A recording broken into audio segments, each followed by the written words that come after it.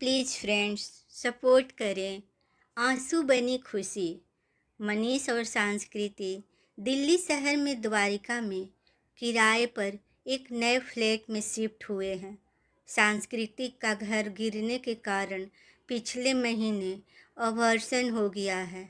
Doctor ने बताया है कि कुछ कॉम्प्लिकेशन के कारण अब कभी वो मां नहीं बन सकती। उसकी दुखद यादें जो कि पुराने घर से जुड़ी हुई है उसको वो भूल पाए, इसलिए मनीष ने नया घर लेना उचित समझा। मनीष का एक जिगरी दोस्त धीरज भी इसी सोसाइटी में रहता है। उसी के कारण मनीष ने यहाँ शिफ्ट करने का मन बनाया है।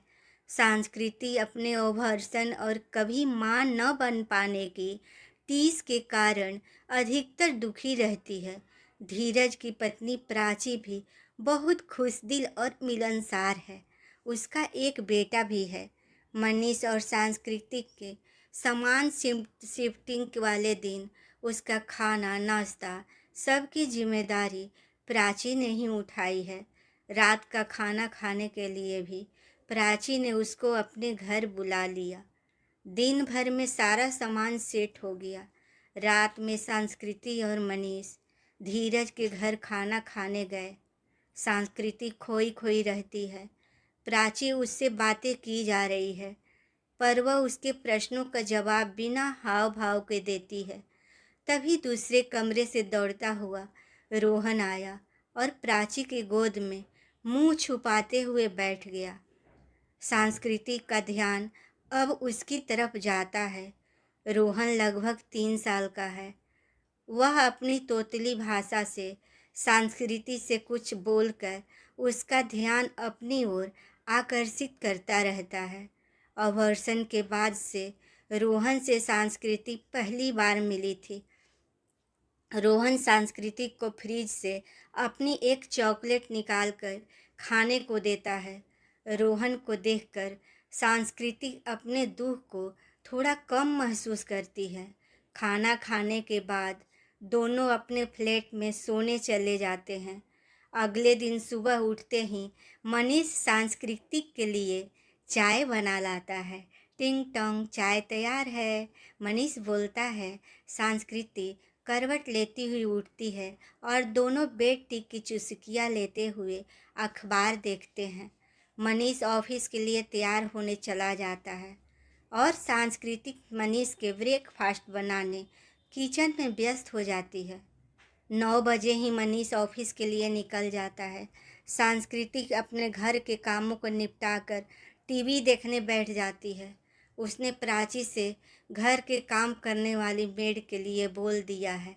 थोड़ी देर में उसको बाहर से किसी फ्लैट से किसी बच्चे की सिसकियाँ सुनाई देती है। वह अपना ध्यान टीवी पर लगाती है पर आधे घंटे बाद उसको फिर से आवाज़ आती सुनाई देती है।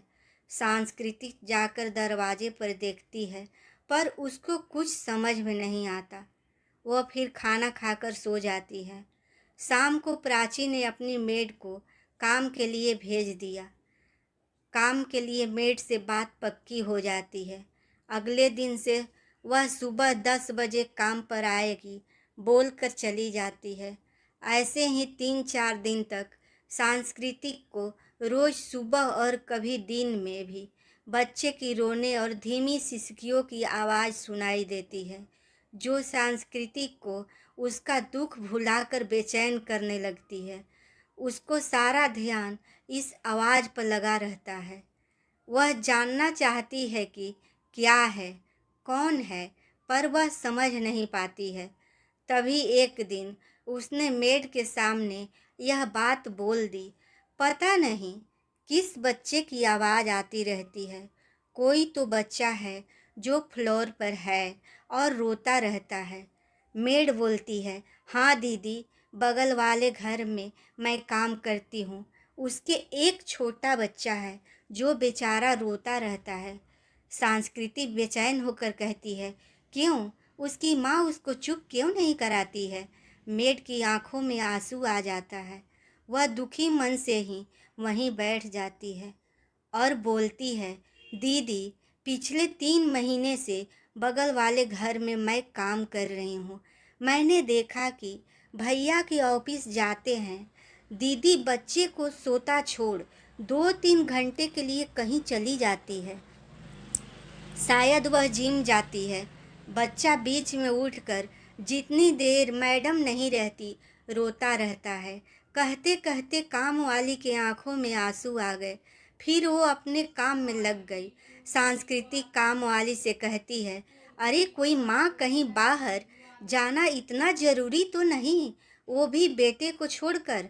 हाँ दीदी, बात तो सही है, पर दीदी माँ अपनी हो तब ना। अपनी माँ कभी अपने जिगर के टुकड़े को छोड़कर भी नहीं जाती। वह दीदी उसकी सौतेली माँ है। संस्कृति को काम वाली के बात पर विश्वास नहीं होता। वह चुपचाप सब सुन लेती है, पर मन ही मन उसे कुछ अजीब सा लगता है। वह शाम को प्राची से फ़ोन करके यह बात पूछती है, प्राची तुझे कुछ पता है? प्राची बोलती है, हाँ तेरे बगल में कोई बच्चा तो है। उसके बारे में सुना है कि उसकी माँ सौतेली है, जो बच्चे को बिल्कुल ध्यान नहीं देती। वो बच्चे के पापा से पैसे को देखकर उससे शादी कर ली है, और अब बच्चे का पापा भी उसके प्यार के चक्कर में पड़कर बच्चे पर कम ध्यान देता है। सांस्कृतिक को उस बच्चे के बारे में सोच सोचकर बेचैनी और परेशानी होती रहती है। रात में वह बेचैन रहती है और सो नहीं पाती। अगले दिन वह सुबह ही अपने घर का दरवाज़ा हल्का सा खोलकर बाहर का नज़र रखती है। आज जैसे ही सामने वाले सुधीर जी घर से बाहर निकलते हैं, दरवाजे पर उनकी पत्नी कृति उनको बाय करने आती है। गोद में उसके एक प्यारा मासूम सा बच्चा राज है, जो पापा को मायूस होकर देख रहा था।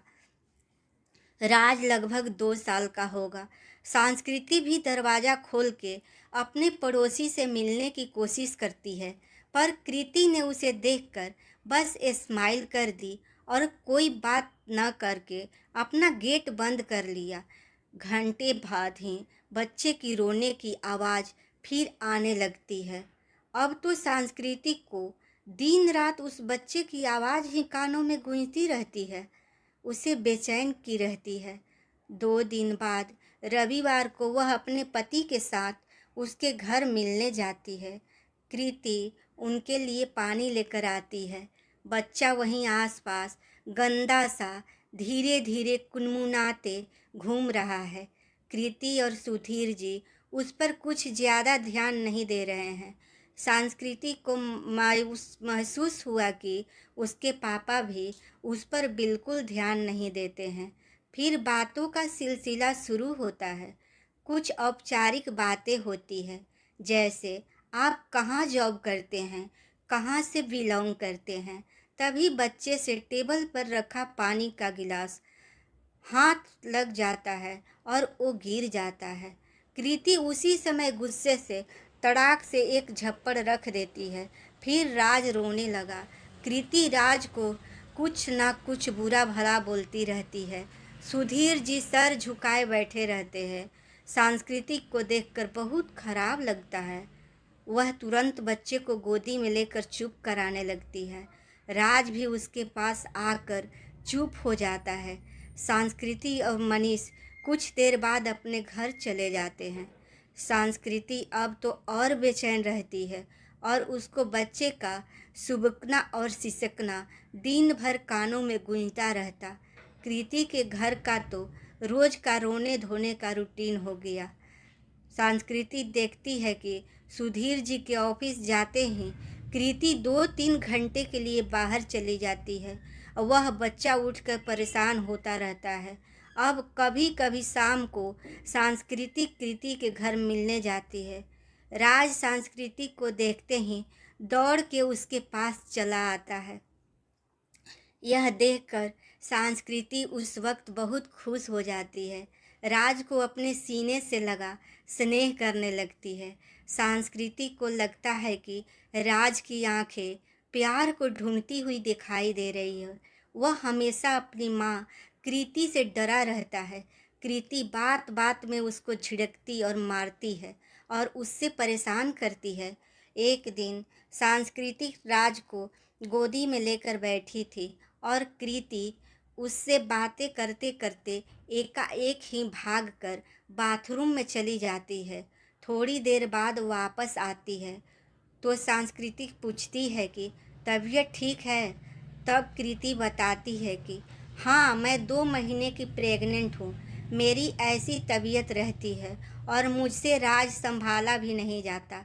पता नहीं क्यों यह मैंने दूसरी शादी कर ली।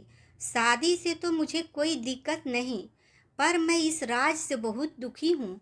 राज उसी समय किसी चीज़ को पाने की जिद करता है। कृति उसको अनाप शनाप बोलने लगी और गुस्से में बोली, ये मर भी नहीं जाता। सांस्कृतिक अवाक होकर उसे देखती रह जाती है और कहती है, ऐसा ना बोलिए। फिर कुछ सोचकर वह बोलती है कि तुम चाहो तो राज को मेरे पास खेलने के लिए भेज दिया करो। मैं तो दिन भर अकेले ही रहती हूँ। अब तो मानो कृति के मन की बात सांस्कृतिक ने बोल दी। वह रोज ही सुबह से संस्कृति के पास राज को भेज देती है और दिन भर आराम करती है। राज भी संस्कृति के साथ बहुत खुश रहता है। राज संस्कृति से बहुत घुल मिल गया है। सांस्कृतिक को भी जैसे जीने का सहारा मिल गया हो। शाम को राज उसको छोड़कर अपने घर जाना ही नहीं चाहता और जाते समय रोता रहता। संस्कृति भी उसको भेजना तो नहीं चाहती, पर सुधीर जी उसको लेने आते हैं और संस्कृति को भेजना ही पड़ता है। पर धीरे धीरे जिद करके अब रात में भी राज संस्कृति के पास रुकने लगा। सांस्कृतिक की दोस्त प्राची भी अपने बेटे रोहन को लेकर कभी कभी अपनी दोस्त संस्कृति के पास आ जाया करती है। दोनों बच्चे मिलकर खूब खेलते हैं और खुश रहते हैं। एक दिन कृति बोल ही देती है, संस्कृति जी, यदि आपको राज इतना ही पसंद है तो उसको आप अपने पास रख क्यों नहीं लेती। संस्कृति को तो लगा जैसे उसके मन की बात कृति ने बोल दी हो। फिर भी वह बोलती है कि क्या सुधीर जी। सांस्कृतिक बोलती है, अरे वो कुछ नहीं कहेंगे, आप इसको अपने पास आराम से रख सकती हैं। 2 महीने बाद मेरी डिलीवरी है और अब 3 दिन बाद हम यहाँ से मुंबई शिफ्ट होने वाले हैं। सुधीर जी का ट्रांसफ़र मुंबई में हो गया है और मेरी मम्मी का घर भी वहीं है। यह सुनते ही सांस्कृतिक तो फूली नहीं समाती, पर वह बोलती है कि मैं आपको कल बताती हूँ। सांस्कृतिक शाम से अपने पति मनीष से यह बात करती है कि हम राज को लीगली अडॉप्ट कर लेते हैं। मनीष देखता है कि राज संस्कृति से बहुत घुल मिल गया है और संस्कृति भी उसके साथ बहुत खुश रहती है, मानो उसको अपने जीने का सहारा मिल गया हो और वह अपने सारे दुख भुलाकर उसी में अब बिजी रहती है। इसलिए मनीष ने भी हामी भर दी। अगले दिन मनीष सुधीर जी से बात करता है। सुधीर जी भी तैयार हो जाते हैं। मनीष एडॉप्शन पेपर बनवा लाता है। अब संस्कृति बहुत खुश है। जिस बच्चे की करुणा और क्रंदन वो सिसिकिया उसको परेशान करती रही, आज वो उसको गोद में है और उसके जीने का सहारा बन गया है। उसने संस्कृति को नई जिंदगी दे दी और संस्कृति ने भी उस बच्चे को अपनी ममता का आंचल दे दिया। अब बच्चे की सिसिकिया किलकारियाँ में बदल गई। सांस्कृतिक का परिवार अब पूरा हो गया।